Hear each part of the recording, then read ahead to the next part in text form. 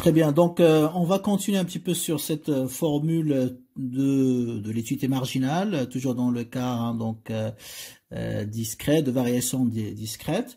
Et on va travailler un petit peu sur cette formule générale pour vous donner les outils qui vous permettront effectivement de répondre à une sorte de questions qui sont assez fréquentes quand même dans les examens. Qui ont été posées dans les années précédentes, où effectivement on vous donne un tableau avec des valeurs manquantes. Ça peut être cette valeur manquante, c'est-à-dire absente, soit la valeur de l'utilité marginale, soit la valeur de x, soit la valeur de l'utilité totale.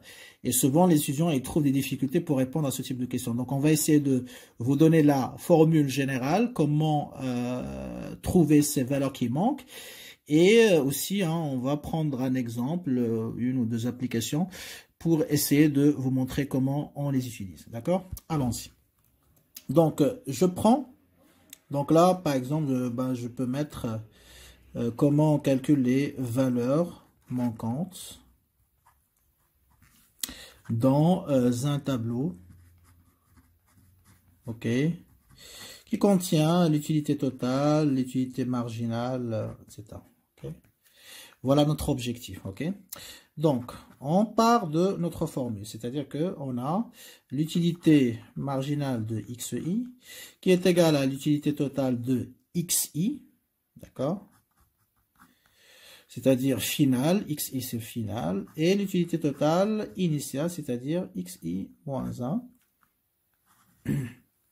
sur xi moins final, xi moins 1 initial.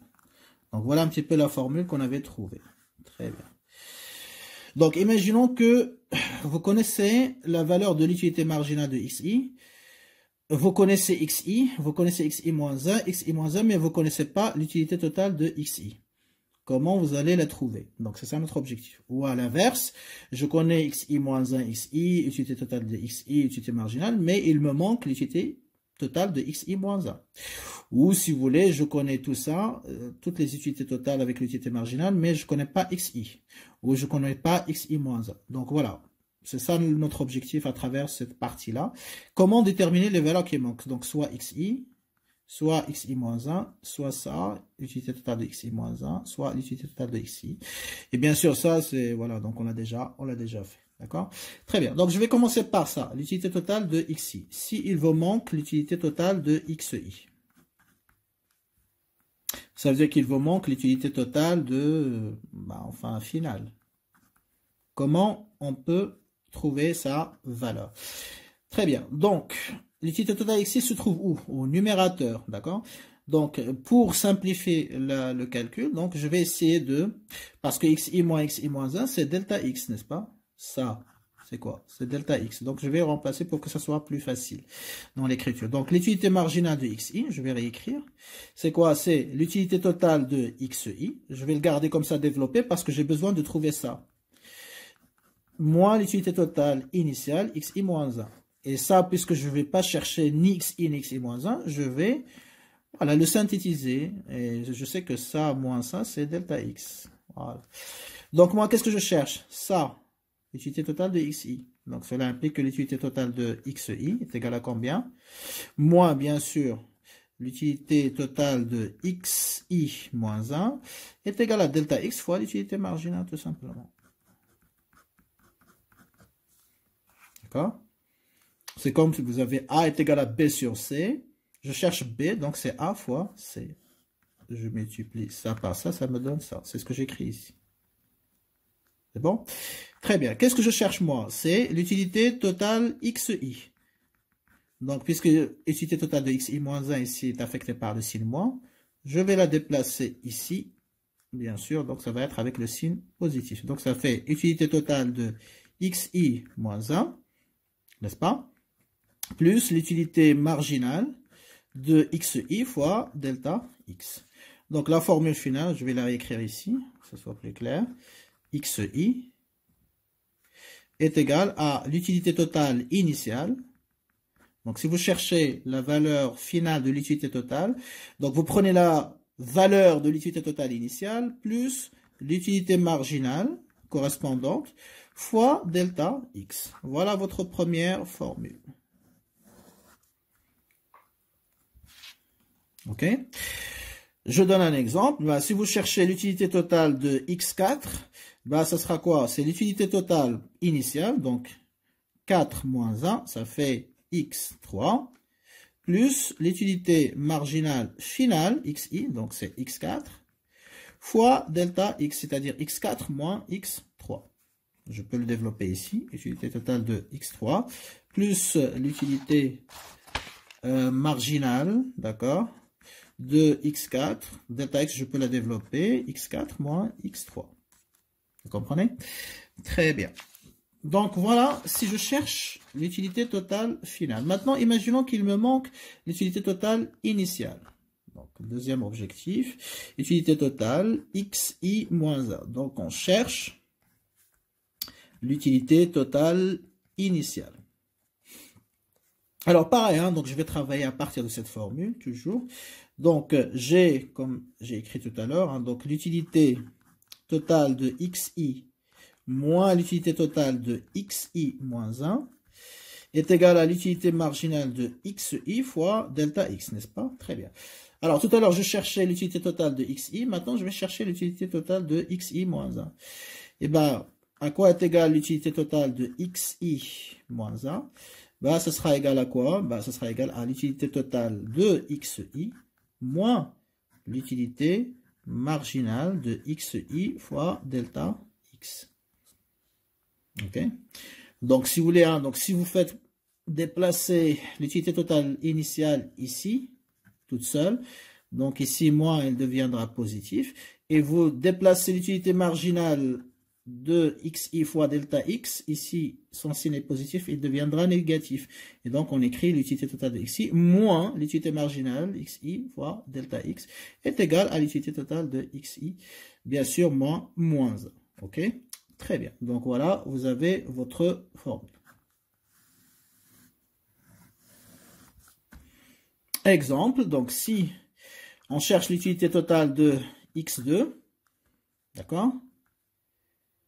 X2, à quoi est égal? Bah, ça sera égal à l'utilité totale finale, donc finale ici, puisque 2 c'est initial, donc finale c'est 2 plus 1. Ici, c'est comme si vous écrivez, hein, donc, par exemple ici, i moins 1, donc i moins 1 plus 1. Donc, moins 1 avec plus 1, ça fait 0, et il reste i. Donc, pareil, donc je vais prendre la valeur initiale et je vais lui rajouter 1. Donc, 2 plus 1, ça fait x3. Moins l'utilité marginale de x3, finale, fois delta x. C'est-à-dire que je vais avoir l'utilité totale de x3, moins l'utilité marginale de x3. Delta x, c'est x final, c'est toujours x3, ici, moins x2. Pour l'exemple. D'accord? Voilà. Très bien, je pense que c'est clair. Voilà un petit peu si vous avez des valeurs qui manquent dans la colonne qui contient les utilités totales. Donc, soit vous avez le cas de valeur finale, donc vous prenez la valeur de l'utilité totale initiale, vous rajoutez l'utilité marginale, d'accord, qui correspond, fois delta x. Si il vous manque la valeur initiale de l'utilité totale, vous prenez la valeur de l'utilité totale finale, vous faites la soustraction avec quoi? Avec l'utilité marginale fois delta x. Donc toujours j'ai l'utilité marginale fois delta x, hein, quand je cherche les valeurs de l'utilité totale qui manquent. Après, si je cherche la valeur finale, donc je rajoute la valeur initiale de l'utilité, hein, donc totale. Et si j'ai la valeur initiale de l'utilité totale qui me manque, donc je fais la soustraction. Okay? Très bien. Alors maintenant, imaginons que cette fois-ci, ce ne sont pas les utilités totales qui manquent, mais ce sont les valeurs de xi ou de xi-1, c'est-à-dire initiale au final. Donc c'est toujours la même démarche. Alors, imaginons qu'on cherche xi, c'est-à-dire que je cherche x final. Très bien. Donc là, puisque je cherche les valeurs de xi, je n'ai pas besoin de détailler, hein, les valeurs de l'utilité totale. Donc je vais les regrouper. Et ça, c'est quoi? C'est la variation de l'utilité totale. Donc je vais réécrire, hein, l'expression. UMXI sera égal à quoi? Delta U total. Je remplace U total XI moins 1 ou l'utilité totale XI moins 1 par delta U total. Et je garde XI moins 1. Qu'est-ce que je cherche? XI. Donc là, je multiplie ça par ça, ça va me donner ça, n'est-ce pas? Très bien. Donc qu'est-ce qu'on a? delta ou xi moins xi moins 1 sera égal à quoi? Sera égal à la variation de l'utilité totale sur l'utilité marginale de xi. Ok? Très bien. Qu'est-ce que je cherche? Xi. Alors, qu'est-ce que je fais? Bah, je fais passer xi moins 1 de l'autre côté. Moins, ça devient plus. Si vous voulez, donc ça fait xi moins 1 plus delta u total sur l'utilité marginale de xi. Et vous obtenez votre formule générale. Après, il suffit de remplacer, bien sûr. D'accord? Très bien. Exemple. Je cherche, par exemple, x5. Donc, c'est la valeur finale de x. Donc, ça sera égal à quoi si j'applique cette formule? Bien sûr, c'est xi moins 1. I ici est égal à 5. Donc, 5 moins 1, ça fait 4. Plus delta U total, je laisse comme ça, sur l'utilité marginale, bien sûr, de x5. Vous voyez? Et après, bien sûr, vous avez toutes ces valeurs dans le tableau, elles sont connues. Très bien. Voilà.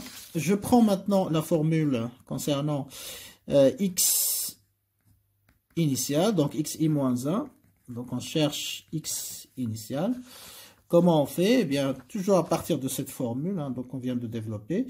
Donc, on a xi moins 1 qui est égal à delta u total sur l'utilité marginale de xi. Qu'est-ce que je cherche? Ça, xi moins 1. Ah, pareil, donc xi moins 1, ça sera égal à quoi? Xi moins, toujours, je prends la valeur finale, moins delta u total sur l'utilité marginale de xi. Donc là, vous remarquez quand on cherche les x, donc on prend la variation de l'utilité totale et on divise par l'utilité marginale, alors que lorsqu'on cherchait les utilités totales, on multipliait l'utilité marginale par delta x, bien sûr. Très bien. Alors, exemple, imaginons que je cherche comme initiale, voilà, la valeur x3. Donc, x3 est égal à quoi? Ce sera égal à la valeur finale, c'est-à-dire la valeur qui va suivante. Qu'est-ce qui suit 3? Ben, c'est 4. Donc, ça fait 4. Moins. D'accord. Attention, ça ne veut pas dire que x est égal à 4. Hein. Je dis x4, c'est-à-dire la quatrième valeur de x. Donc, même si j'écris quatrième valeur de x, ça ne veut pas dire qu'il est égal à 4. Donc, ça, la quatrième valeur, ça peut être 3, ça peut être 10, ça peut être 5. Attention, hein, ne pas confondre. Donc, c'est la quatrième valeur de x. Donc, x4, ok, moins delta u total sur l'utilité marginale, d'accord, de la valeur finale, c'est-à-dire x4, x4, x4. D'accord? Très bien. Voilà un petit peu hein, donc les formules. Alors ça c'est... Alors certains étudiants, lorsque tu leur poses cette question d'examen dans le tableau, bah, il va commencer à bricoler avec les chiffres, etc. Donc ça c'est plus rapide. Hein. Donc si vous comprenez ces formules, vous les appliquez, vous ne vous trompez pas, c'est-à-dire vous êtes capable de faire la différence entre ce qui est initial, ce qui est final, etc. Ça va plus vite et donc c'est plus élégant, plus rapide. Maintenant, si vous continuez à bricoler, etc. avec les chiffres, on va le voir dans l'application suivante, bah, vous pourriez peut-être arriver au résultat, mais il y a aussi le risque de vous tromper et surtout de mettre plus de temps que ce qui est nécessaire. Ok? Très bien. Alors, on va passer hein, aux choses sérieuses. On va prendre une application. Donc, c'est l'application 2. Ok? Donc, je vais vous donner un tableau avec des valeurs qui manquent et c'est à vous de le compléter, bien sûr. Ok? Très bien. Donc, on va y aller. Très bien. Alors, je vais prendre toujours le bien x hein, pour simplifier, pour ne pas se casser la tête. Alors, donc x ici, c'est égal à 1. Donc, on a les valeurs de 2. Ensuite, 4. Après, j'ai un point d'interrogation, ça veut dire que j'ai une valeur qui manque ici. J'ai une autre valeur qui manque dans la ligne suivante. OK. Et j'ai 10. Ok. Ensuite, j'ai les valeurs de l'utilité totale, la colonne de l'utilité totale. Alors, la première valeur, je ne la connais pas, de l'utilité totale. La deuxième, oui, est égale à 20. La troisième, non. Ok. La quatrième, on la connaît. La cinquième, on la connaît. La dernière, non. Et après, donc, pour l'utilité marginale, donc la colonne, la dernière colonne, xi. Très bien. Donc, pour la première valeur, on va dire que, voilà, déterminé. La deuxième, donc, on vous donne, si vous voulez, donc, la valeur. 14. OK. Ensuite, ici, vous avez plus 6 hein, pour cette valeur. Plus 3, plus 4. D'accord. Et donc là, on vous donne la valeur de 1. OK.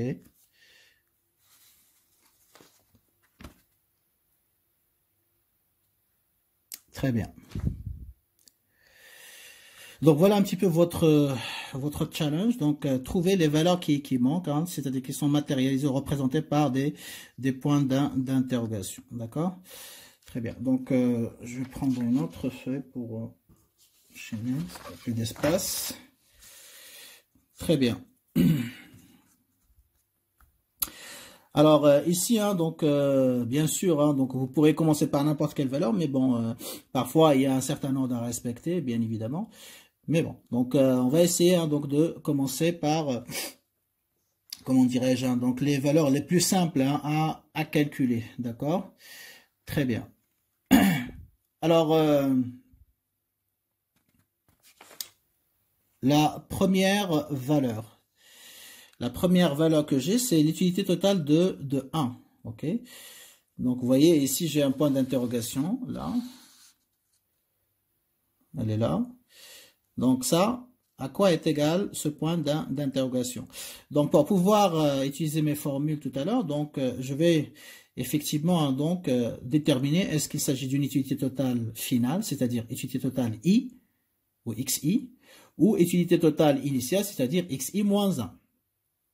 Pareil ici, hein, donc lorsque je mets point d'interrogation, est-ce que c'est xi final, pardon, que je cherche, ou est-ce que c'est xi moins 1 que je cherche, c'est-à-dire la valeur initiale. Donc ça, c'est très important de le savoir.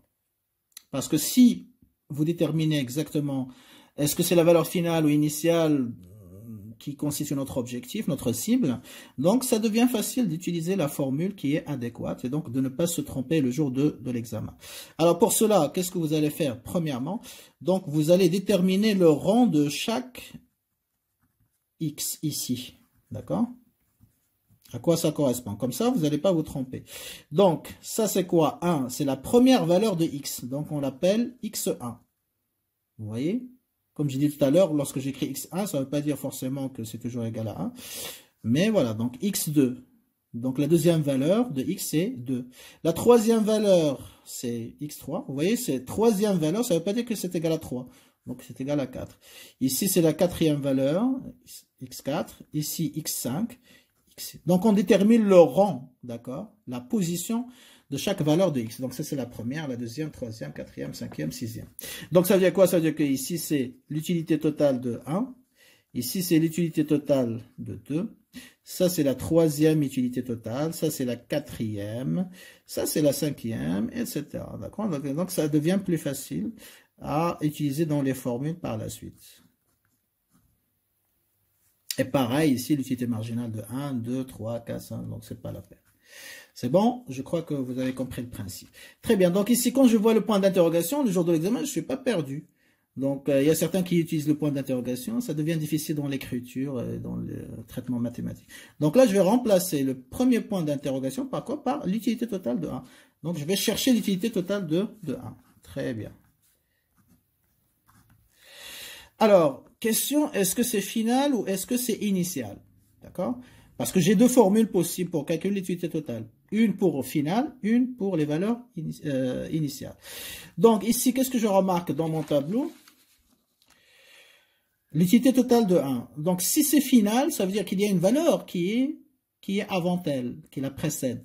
Est-ce que c'est le cas? Non, puisque c'est la première valeur. Donc si c'est la première valeur, donc ça veut dire que il n'y a pas de valeur antérieure, il n'y a pas de valeur précédente. Et donc, c'est une valeur initiale, d'accord? Donc, ici, l'utilité totale que je vais calculer, c'est l'utilité totale initiale, pas finale. Donc, utilité totale 1, je reviens. Donc, j'écris utilité totale initiale. Ça veut dire quoi, utilité totale initiale? Dans ma formule, ça veut dire je cherche l'utilité totale de I-1. Donc, je vais appliquer la formule de l'utilité totale de I-1, bien évidemment. D'accord? Très bien. Et donc, je reviens à mes formules. Donc, je sais que l'utilité totale de I-1 est égale à quoi? Je pose la formule générale. C'est l'utilité totale finale, c'est-à-dire I. J'essaie de rendre l'écriture plus légère, enfin plus pratique. Donc, je ne mets pas XI, mais ça veut dire XI bien sûr. XI moins 1. Et ici, XI. Donc, juste pour aller plus rapidement, je vais écrire I. I moins 1, ça veut dire XI moins 1. Et I, ça veut dire XI. Pareil ici. Donc, utilité totale finale, n'est-ce pas? Moins ce qu'on a trouvé tout à l'heure, d'accord? L'utilité marginale I. Ça veut dire XI fois delta X. C'est ça la formule qu'on a développée tout à l'heure. Donc, je vais l'appliquer ici. Donc, I-1 ici est égal à quoi? Est égal à 1. Vous voyez? Ça correspond à ça. Donc, ça veut dire quoi? Ça veut dire que I est égal à combien? Il va être égal à combien?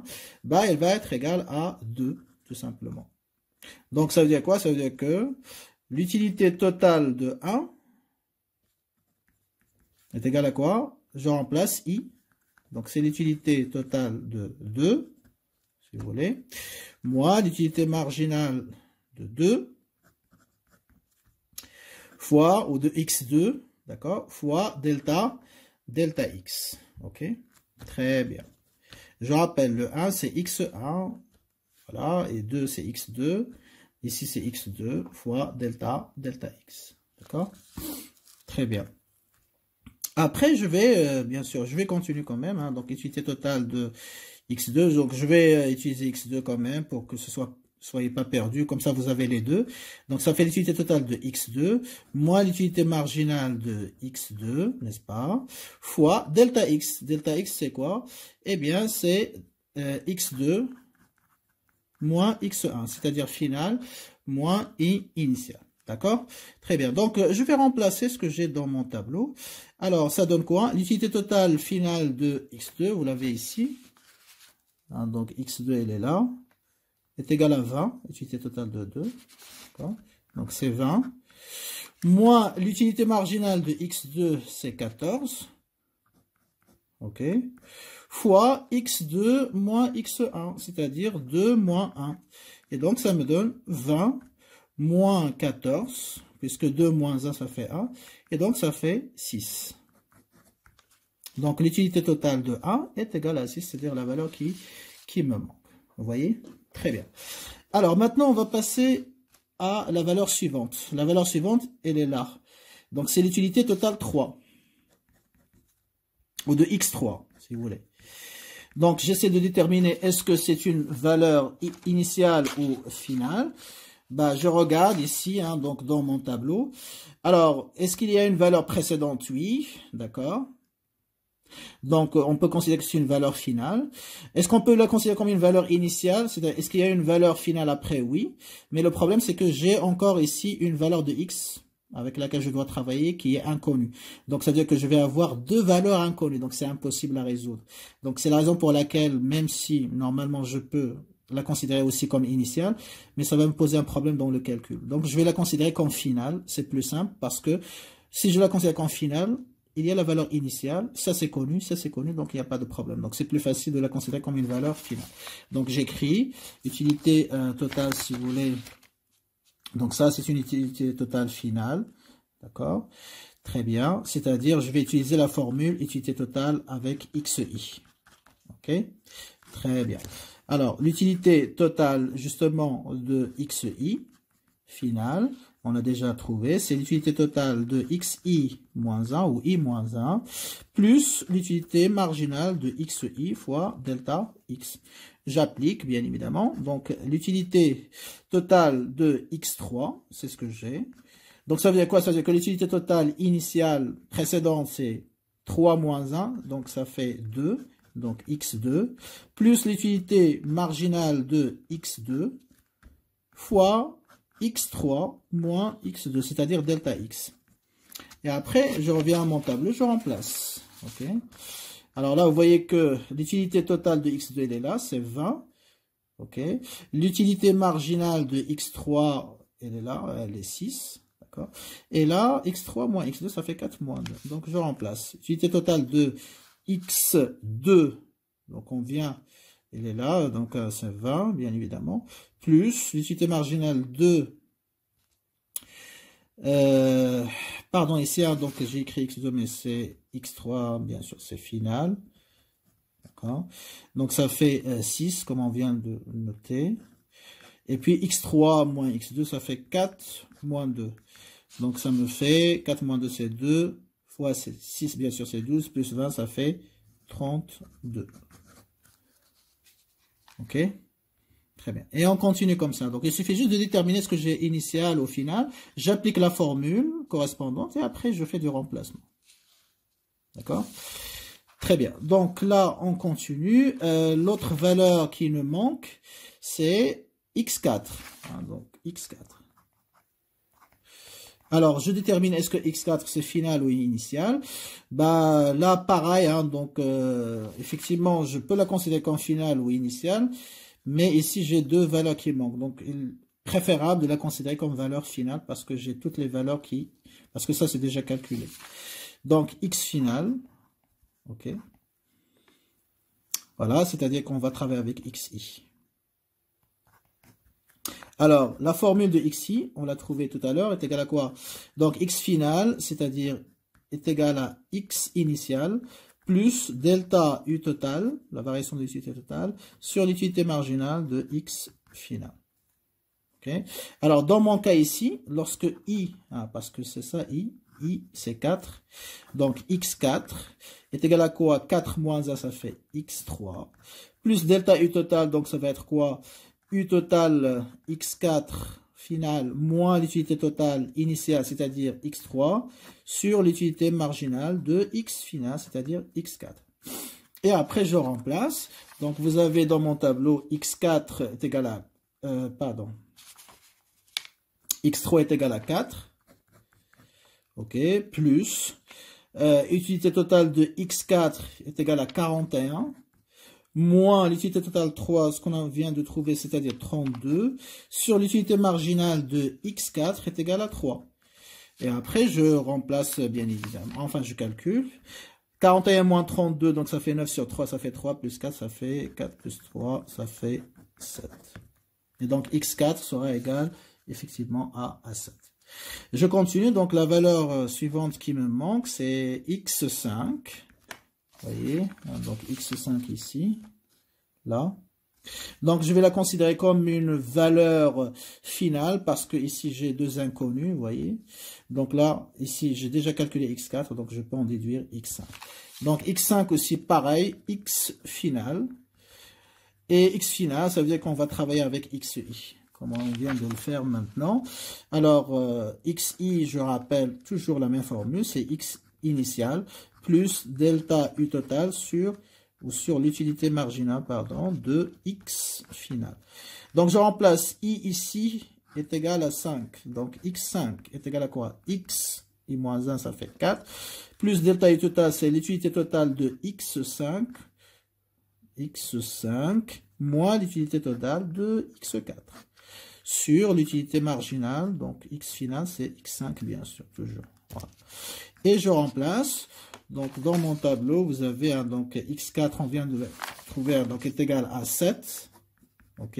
L'utilité totale de x5 est égale à 49, moins l'utilité totale de x4, d'accord, c'est-à-dire 41, je rappelle. Utilité totale de x, je ne sais pas ce que c'est visible, voilà. 49 moins 41, OK. Sur l'utilité marginale de x5 qui est égale à plus 4. Donc je calcule. Donc ça me donne 7 plus 41 moins 41, c'est 8 sur 4, ça fait 2.